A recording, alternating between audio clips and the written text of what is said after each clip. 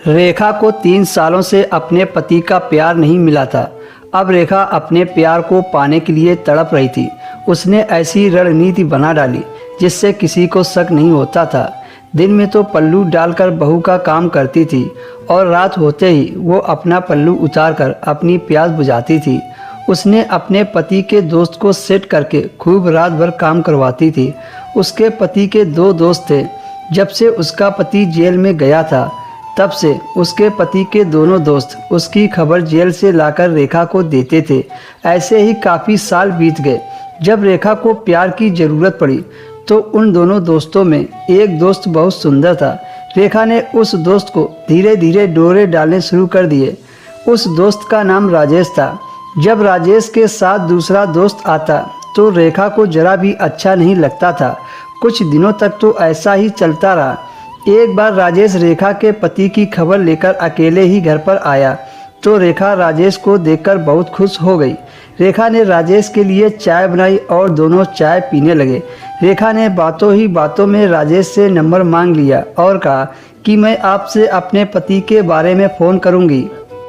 जब राजेश रेखा के घर से चला गया तो रेखा का फ़ोन आया और उधर से रेखा बोली, राजेश बोल रहे हो? राजेश ने कहा, मैं राजेश बोल रहा हूँ।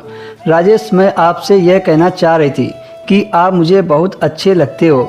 मुझे आपसे प्यार हो गया है। ये सुनकर राजेश बहुत खुश हो गया और उसने भी गर्म लोहे पर वार कर दिया कि रेखा, मुझे भी आपसे प्यार हो गया है, पर मैं यह बोलने से डरता था कि कहीं तुम बुरा ना मान जाओ।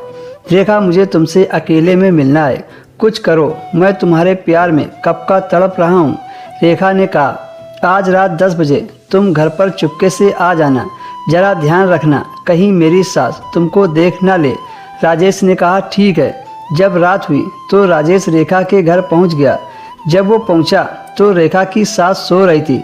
उस घर में रेखा की सास बस 2 लोग ही रहते थे।